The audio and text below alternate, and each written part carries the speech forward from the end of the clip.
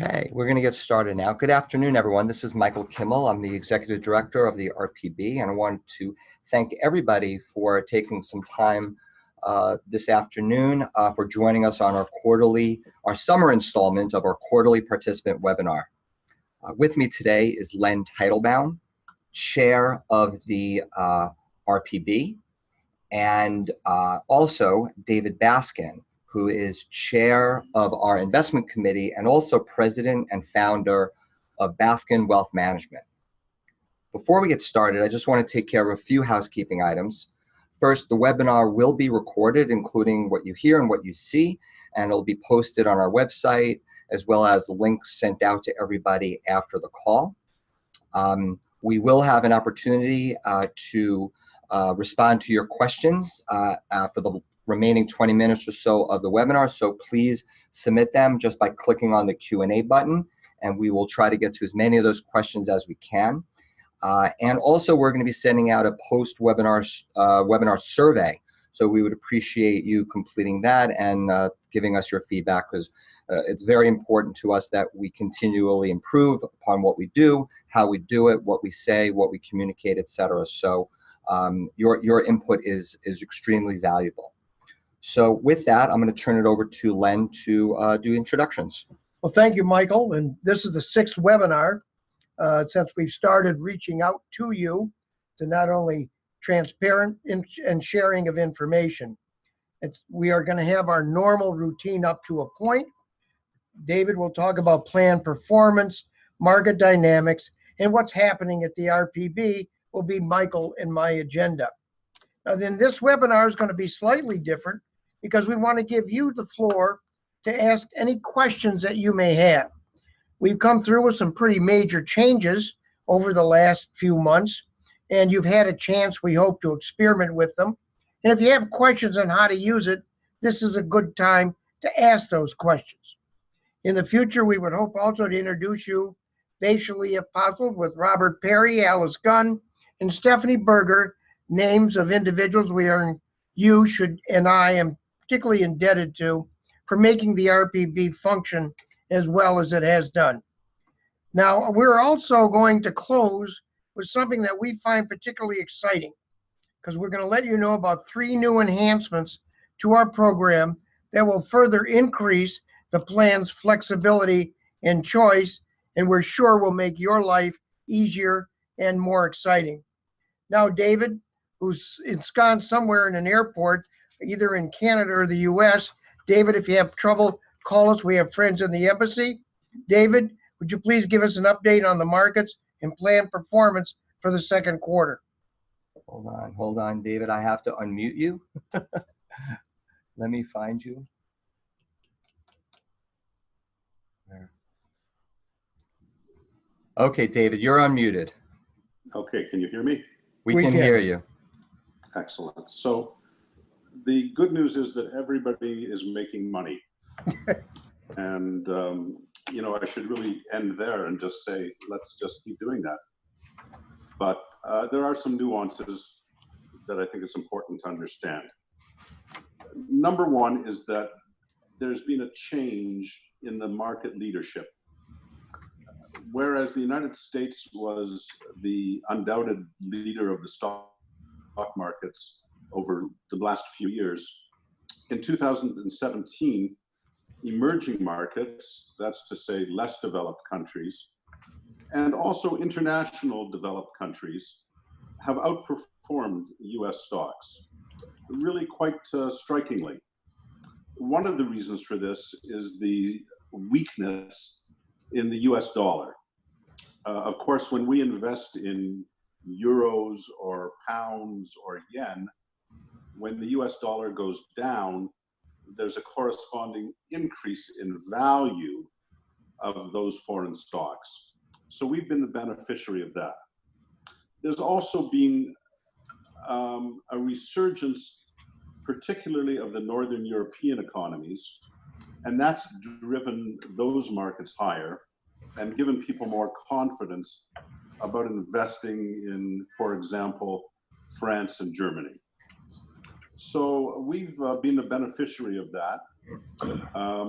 because we have a very large weighting to both developed markets and emerging markets.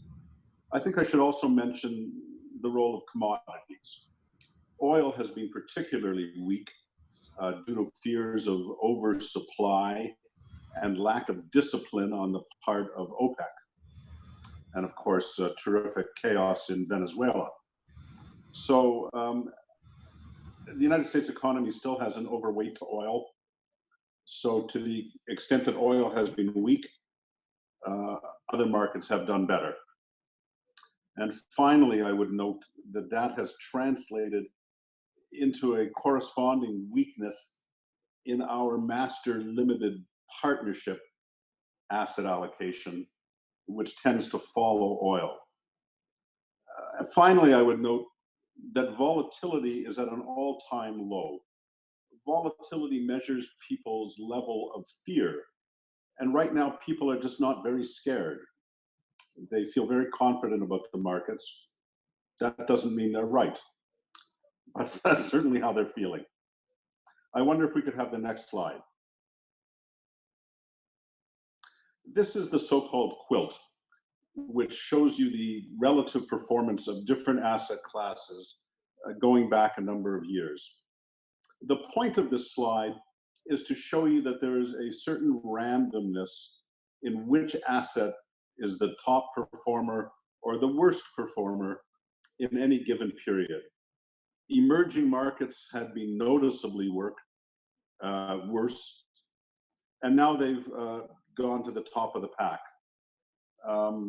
Bonds, very bad right now and maybe bad going forward. But really the takeaway from this slide is that we must be diversified because we simply do not know what's going to be good this year or next year, and trying to guess is frankly a sucker's game. So we're very happy that we have weightings in emerging markets and developed foreign markets, and you should be too. Could we see the next slide, please? This is our performance in the various tier 1 or managed portfolios. What you'll see here is that in the case of the Capital Appreciation Fund, our most aggressive portfolio, we're essentially matching the performance of our benchmark over the past 12 months. And it's been a very good 12 months indeed. We would settle for that performance anytime. In the Capital Plus Income Fund, our managers have slightly beat their benchmark, also a very strong return.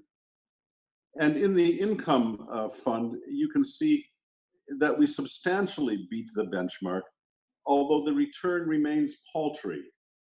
It's a very difficult environment in the bond world. We know that interest rates are rising. The Federal Reserve Board has told us so, and they backed that up with action.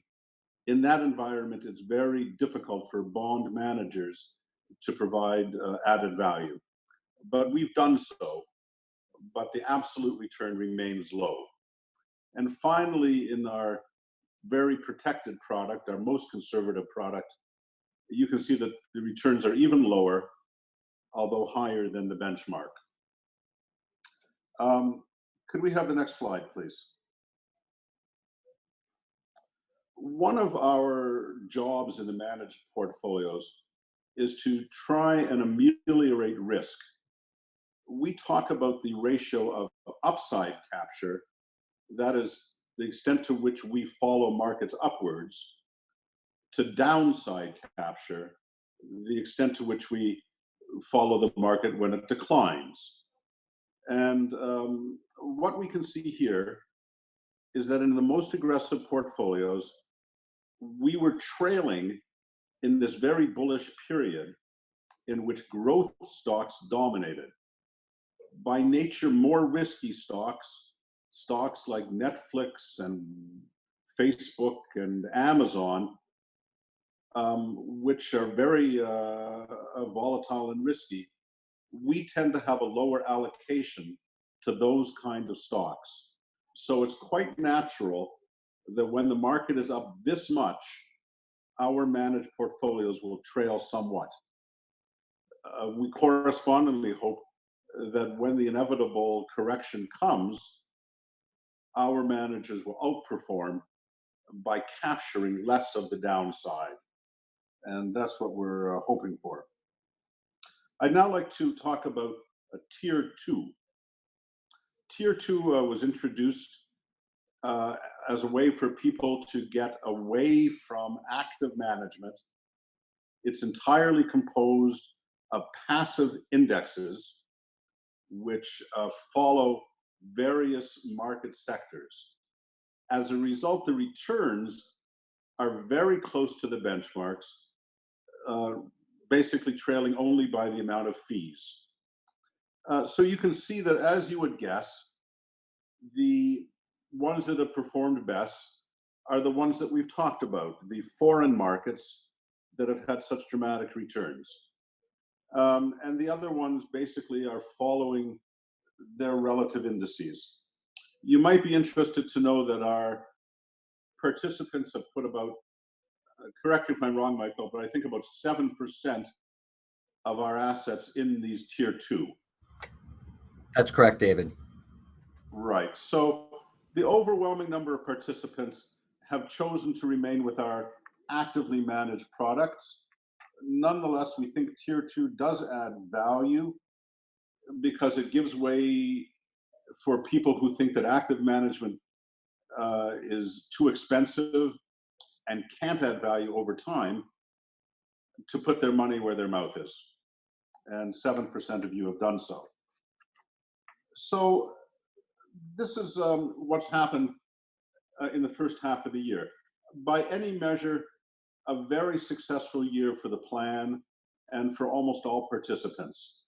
We think that in the second half of the year, probably returns will be more muted. Most commentators continue to expect some sort of a market correction. There's no doubt that we're overdue. We've gone a long time without any significant downdraft in the market. So we expect that, and we hope that our diversified and lower volatility portfolio will stand us in good stead at that time. So that's all I have to say about performance. And Len and Michael are now going to talk to you about some exciting changes that they've made for participants in the plan. Thank you, David. About a year and a half ago, we embarked, the board and I embarked on a number of activities to modernize the RPB and improve your experience from a new back office systems, which you didn't see, to improve plan choice and features, which you do see. These new features will be more transparent and frequent communications, we think, have helped enhance the experience that you all have had with the RPB. Much is still in the works, and there's a lot we would like to do, and there's a difference between like to do and can do. And the agenda, as I started to say, is almost complete, that Michael and I had laid out amongst ourselves. And we think by the end of this year, first quarter next year, we will get almost all of them in. Now, none of this would have been possible without the dedicated efforts of our director, Michael Kimmel, assisted by Alice Dunn, our Chief Financial Officer, and Stephanie Berger, in charge of our communications and outreach. It was a team effort on the part of all of them, and I think the results speak for themselves. Now, the details of each of the enhancements that we will announce soon will be coming during the months ahead. We're now going to give a brief interview, and everybody stay awake. Here comes the important stuff. Michael, it's up to you. Thank you, Len. So we have three things to talk about this afternoon, and I'll talk about the first two, and then Len will close out with discussing an investment based on our Jewish values. So first up is we're adding a Roth 403B option, which will give you much more ability to plan for, do some tax planning with the employee portion of your contributions. Basically, it's for employee contributions. You can add post-tax money to your account, And then when it comes time to take the money out or withdraw the money, the contributions and the earnings on those contributions are tax-free. So you're paying taxes now, instead of later, when you retire and start taking distributions. Remember, now your contributions, both in the employer portion and in the employee portion, are made pre-tax, which does, for the employee portion, reduce your taxable income. But you do pay income taxes on the contributions and earnings when you take them upon retirement. With this Roth 403B option, you forego the current tax benefit to get it later in life.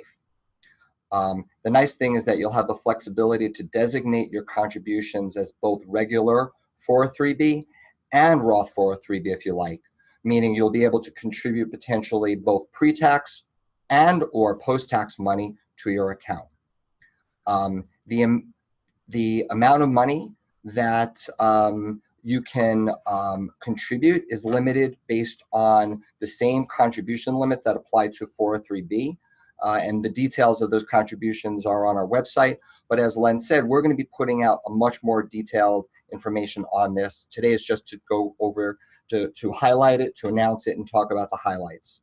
Now, who might take advantage of this? The basic decision is whether you'll to pay taxes on your contributions now or in the future.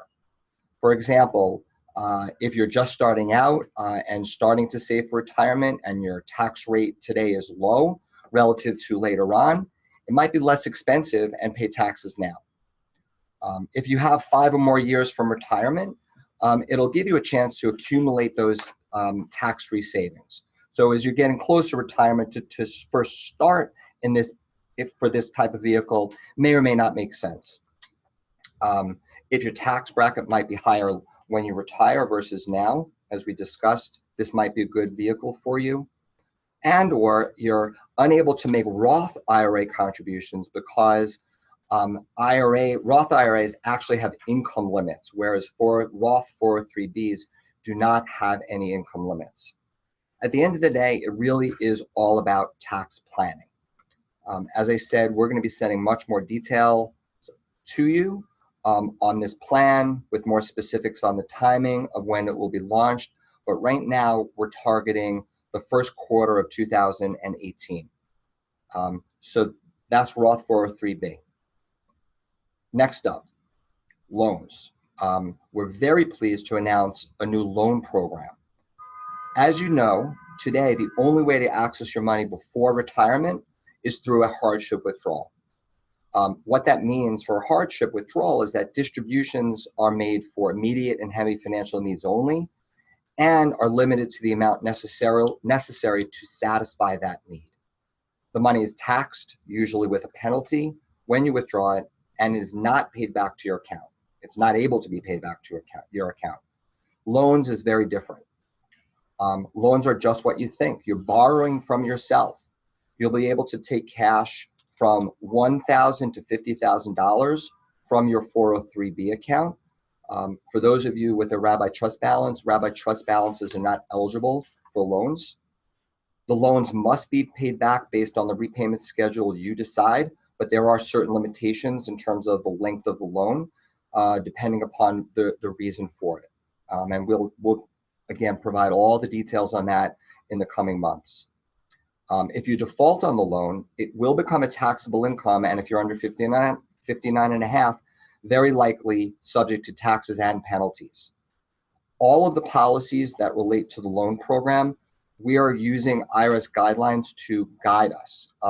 We're in the process of finalizing our policy, and once it gets finalized and we have more details about that and the timing, we'll certainly be sharing that with you.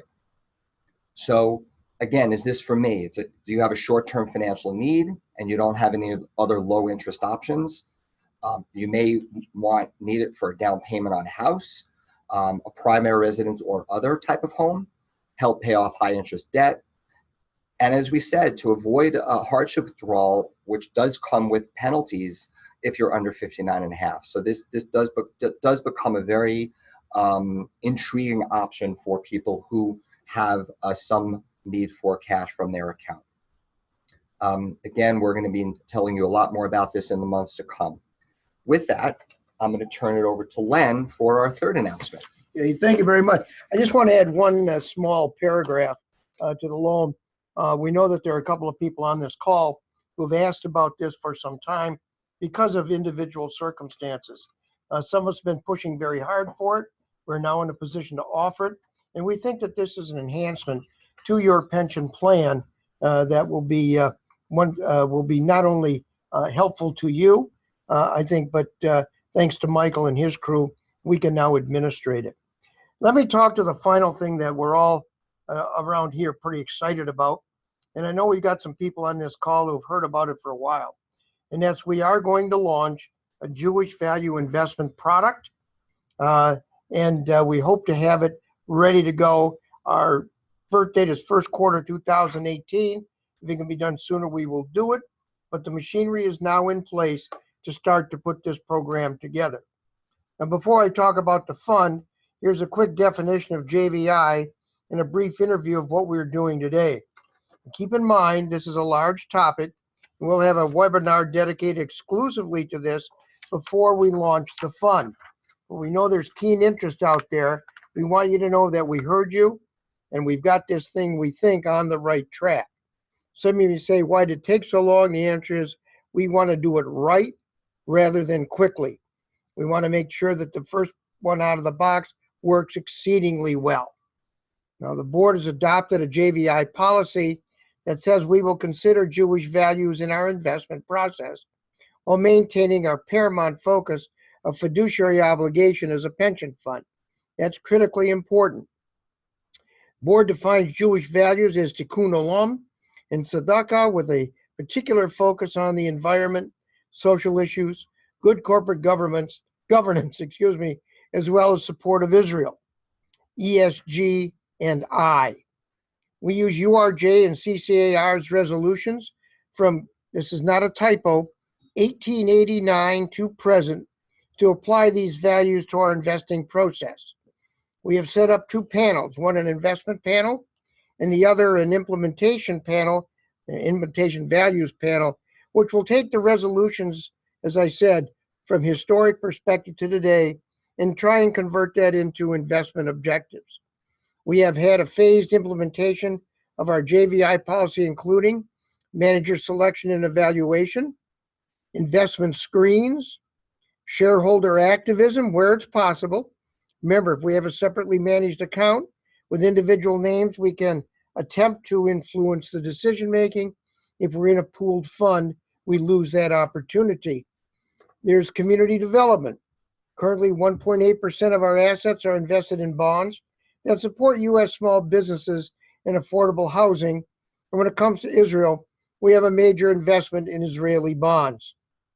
Now, the new JVI fund, and we will come up with whether it's going to be called Reform Jewish Value Investing or just JVI, that's something to be decided later, will be an equity fund constructed on reform movement values. The fund will be a separately managed account, portfolio of assets managed by a professional investment firm. This enables us to customize the portfolios to the objectives and constraints in our JVI policy. The fund will track a benchmark, which will be selected hopefully this week or in the near future. And the fees will be cost competitive with commercially available ESG funds. And one of the important differences between the RPB and other financial firms is our absolutely unwavering commitment to reform Judaism. This extends beyond our dedication to serving various constituents of the reform movement, to incorporating Jewish values into our investment process. Adding the new JVI fund to our investment lineup is a continuation of this commitment. Now, I know by some of the registrars on this fund, there's one name that I was consecrated with, and I'm sure he's shaking his head to say, we didn't think this would ever come about, but it has, and we're very excited about it. Now, the three products that we have mentioned, please give us time to get it in place. Again, we are hoping for first quarter 2018 introduction, but we want you to know what's going on, how we intend to reach our goal. If there's any change, we will let you know. Now, we're going to have our Q&A as we promised. to you. And Michael, you want to review on how they get us a question? I know we've got a couple. I will read them and then direct them either to Michael, David, or I may have a word to say. Michael, why don't you review on how we get the questions in here? Okay. So yes, Ben, thank you. We do have a few questions that have been posted. And if you have anything to ask, on the screen, you should see a Q&A button. All you need to do is push it and type your question, and that'll get sent in to us, and we'll do our best to answer them. So Len, why don't you start by Sure. by reading them? We'll try to answer them. Okay. Why does it take so long to post monthly reports to the website? So our hope, as you may know, with the change to daily valuation, we made a number of changes, including the frequency of the statements. We used to, with the old ABG, and for the first year-ish or so with Alaris, we generated statements on a monthly basis, usually close to a month after the previous month ended. It took a while to generate those reports and to close out the month. In a daily environment, in the new daily environment, I should say, we changed to only produce statements to be mailed to the home as well as posted on your accounts on a quarterly basis. This particular quarter end was the first quarter in our new quarter end, I should say, in our new daily valued environment. And in all honesty, we were still working out some of the kinks to get the statements produced. Now, having said that, and all the instructions are in the tutorial, which is accessible from our homepage, the InfoExpress tutorial. Anybody can run the equivalent of a statement to see the activity in their account, opening balance, contributions, distributions if you're retired, gains and losses, fees, etc., as well as the ending balance over any time period they desire by simply following the instructions in the tutorial. So you can recreate or create the statement for any time period you want just by following those instructions. So there's no need necessarily to wait for the statements to come in the mail. Our goal, of course, is for those quarterly statements to get the quarter closed out and the statements produced within a couple of weeks after the end of the quarter, not 3 to 4 weeks after the end of the quarter, which was what happened most recently. So we do apologize for that. But again, people can get access to them, the information on the screen, or generate them to print off as they desire. Okay. How do you use the daily update for Quicken? For Quicken for Mac. Let's expand that to say whether it's a regular computer or not. Sure. So if I can maybe read into if that person can maybe resubmit that question with a little bit more specificity, I can try to answer it as best I can. But let me just say that to download your information to Quicken, which by the way is also the instructions are also in the tutorial. It's really just on the screen where you actually generate your balances, I believe, or I know it's activity. There's an activity screen. On the left-hand side, there's a button which says download to Quicken. So once you determine the time period you want, you click the download for Quicken, and then it generates a file, which in theory should work for the Mac or the PC, but to be honest, I'm not 100% sure. We certainly can look into if there are any issues with the Mac specifically. But for that person, if that answers that question, I hope it does. If not, maybe you could submit it again or send me an email and we could try to do this offline. Exactly. Yeah, we have the ability to perhaps walk you through. I can tell you it won't come from me. Let's see, if I want to change my investments and notice that I lost a couple of $1,000 doing this, why the cost? David, you want to talk about doing that, or I can, or Michael? Well, I can't tell if this is a mechanical problem or if in fact that the market had just gone down during a gap between when the participant tried to do that. Right, David, you're fading out. Why don't you pick it up, Yeah, Michael? let me try to pick it up. First, it's very important to understand that changing your investments does not cost anything. We have obviously restrictions on how frequently you can change your investments, but there are no costs to you to change how your portfolio is allocated. It is very likely that David is correct that it just happened that you moved money from investment A to investment B, and investment B did not do as well as investment A over that particular time period, or the day-to-day. So there were days where the markets did not go up. Without knowing the specifics of what you did and when you did it, hard to say specifically. But again, there is no cost, transactional cost to you to change your investments. Let me just add one thing now. My 42 years on Wall Street was really in investment banking and securities research, so I'm not a broker, but there may have been a difference between the price quoted that you just had and the price that it was transacted at, which may change on a daily or even intraday basis. That could be it. I'm guessing. I want you to know that, but I think what they said is right. Keep it in mind, there should be no transaction cost in doing this. I believe they're traded net. Also, what are the fees that the RPB charges, and when do you charge them?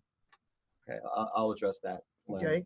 So we have a couple of different types of fees, and all of these I should highlight are on our website under the investments tab. They're outlined in detail, but to quickly review them, there are a couple of different types of fees. First are the investment management fees. Those are embedded in the actual returns that we see and therefore you see. So those are charged throughout by the different managers that we work with, usually on a monthly basis. But again, those show up in the actual prices of the shares that we now own in those individual managers. In addition to that, we have administrative and record keeping and custodial fees. Those total approximately 27 basis points, or a little more than 0.25% per year of your account balance. And those are charged on a quarterly basis. So what you will see on your account is once a quarter, there'll be a blip in the fees section. And then it'll go back down to negligible, if any, and that's all based on the balance in your account. But again, the investment management fees for each of the funds, the white label funds, as well as the Vanguard funds or the Tier 1 and Tier 2 funds, are listed on our website, along with the details of the administrative and record-keeping custodial fees that we assess. I'm no longer in a rabbinic position, and I'm not making new contributions. Can I move existing funds into a Roth? There are still some things we need to work out with the Roth. I'm going to have to defer this particular question. We are making a note of all these questions, and we'll publish this to the individual who submitted it, as well as to everybody. The details on the Roth, as we said earlier, we're going to put out more specifics on each of the new enhancements to the plan, including the ability to move funds or do a conversion. I believe it's known as a conversion to a Roth option. So we will certainly get back to you. On the Sudan screen for the ESG and I fund, our new JVI fund, how will you distinguish between bad actors in Sudan and good actors? For example, companies that may be investing, retraining, and rebuilding in areas affected by recent violence. In a related vein, could you consider an Iran screen? Let me try that one. I think for the first, right now, what we are doing is we are setting up screens with the person that is, with a company that's the largest factor in this industry. We get to modify and look at all the screens that they have. And believe me, I've been in this business a long time. I've never seen access to information that they have. There will be a panel that can answer part of those questions. I don't want to get too deep in the weeds now because we have to make certain that the rules are clearly written and disseminated and the methodology be worked out. But it's suggestions like these that will definitely help us along that line. So please bear with me, and we will have the answer for you when we have get ready to launch the product and give you that information. We have the ability to screen out and screen in, and we can set the parameters in ways that I never thought possible. As I said, I've been in this a long time. So the access to information is good. It's how we use it, and we'll get back to you with specifics when we have them.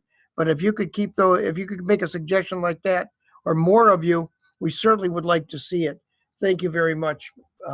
Next. I'm gonna wait. Sorry, go ahead, I'm Michael. gonna jump in for one half a second on the JVI screen, which is that the panel, I should say, sorry, the panel is actually going to be comprised of representatives from the CCAR and the URJ, people very involved with the Commission on Social Action. So this is a group of individuals who are going to be working with us, primarily rabbis, but also a couple of non-rabbis, who are going to be working very closely with us. So the viewpoints of everybody will be represented, well represented. Okay, thank you. Does the JVI plan require that all participants' assets be subjected to this, or can we choose not to follow these limitations? The answer is it's going to be a tier 2 product. You will decide if you want to enter this product and how much you want to put into it. So the answer is it'll be your choice. Once you find out what the product is, you'll be able to make, I think, an informed choice, which is what our aim is. Is there any option at present or in the future to have a Roth IRA, which is self-administered? Participants submit money to the Roth and buy stock that they alone can choose. Michael, I don't know if we're there yet. So there is no option, at least through the RPB, to launch a Roth IRA. We are a 403B. The plan is to launch a Roth 403B, which is the equivalent of an IRA in terms of accepting post-tax money for investment, but has the added benefit that it doesn't have the same restrictions that a Roth IRA has in terms of the dollar limitations contributed annually, as well as the income limitations that a Roth IRA has. So the answer is probably not. Anybody who does end up choosing to send money into the Roth 403B, the investment options will be the same investment lineup as we have today for the regular tax-deferred 403B. And I think, Michael, it bears reemphasizing this is a 403B Roth plan, not the Roth IRA that you sometimes see advertised. Exactly. There is a distinction, and by law, we have to make it. Next, will a participant in the RPB be able to contribute to the proposed Roth IRA if the participant already has a Roth IRA elsewhere? And can one have more than one Roth IRA? Okay, as we just said, this is actually a Roth 403B, not a Roth IRA. And the answer is yes, you can have a Roth 403B with us, as well as a Roth IRA that you may have already established outside. There's no reason why you can't have more than one account per se. When I decide to change investment balances and press go, how long does it take for the changes to actually take hold? That's a good question. Next day, next business day. So if you submit to make an allocation change on a Friday, it'll take effect as of the close of business that day, which means in reality, come Monday morning, your allocation will change. That's the same day execution. Yeah, exactly. So it's T+1, so it's the next day. What are the pros and cons of moving some or all of one's investments at the RPB to a personal investment company after you retire? David, you want to talk about that? I assume that's going to have to do with U.S. tax law, and I just don't have any idea. All right, I'll give that. I'll give that a shot. So, look, for rabbis, I think the major benefit of leaving your money with the RPB through retirement is the parsonage exclusion. Because the money was contributed to us as a 403B church plan, and us having been designated as the agent on behalf of the contributing employer, likely your congregation, you're able to take advantage of parsonage in retirement with us. If you move it to a personal investment company, you have an account with Merrill Lynch or Charles Schwab, you will lose that advantage. Obviously, non-rabbis don't have the advantage of parsonage, so that benefit doesn't accrue to them in retirement. But looking at our cost structure, looking at our investment lineup, looking at our professionally managed funds in Tier 1, I think certainly one of the major advantages is you get all the benefits of our expertise, the benefit of our investment committee and our investment consultant. We have a lot of leverage with $1.3 billion under management that you may lose by moving your money to outside of the RPB.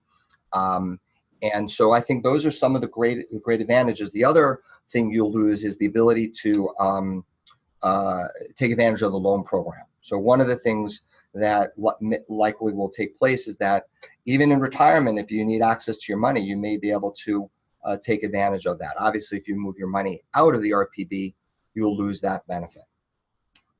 Michael, I can address the cost effectiveness, because I think it's important for our participants to understand that the cost that they're paying is probably about 1/4 of what they would pay if they went to a professional registered investment advisor and seek to duplicate what we're doing. I've seen recent market intelligence that most people with under $5 million of assets are paying about 1.35% or even more. So we're remarkably cost effective given the very professional and diversified roster of products that we offer. Very good. I think we have time for one more question. Can you review the minimum distribution requirements, or the MSD, or point me to those rules? The government sets up in retirement accounts what you must take after a certain age based on a formula that the government will send you as to what percentage you have to take out. These are written clearly in the web, in the government web, and if one were to Google it, I think you'll find the answer to that. At least that's been my experience. They give you a life expectancy divided into your balance and say you have to take this. It is a taxable event. You have to take it out. There's not a whole lot you can do about it. I'm getting the sign that says, if this goes longer, I have to buy dinner tonight. So I'm going to say to all of you, Toda Rabah. We'll look forward to our next webinar and a progress report on the enhancements that we've talked about. Bear with us a little bit. We'll get these up and running, and we think it'll accrue to everybody's benefit. So to Michael, to Alice, and particularly to Stephanie, we want to thank you very much for what you've done for us and will continue to do for us. We are truly, truly fortunate to have you on board. Thank you very much. Lehitraot. Thank you, everyone. And again, these slides will be accessible from our website later on today or tomorrow, as well as we'll be sending a link out to you in the next day or so. Thank you again. Enjoy the rest of your summer, and may your high holiday planning and execution go smoothly. Bye-bye.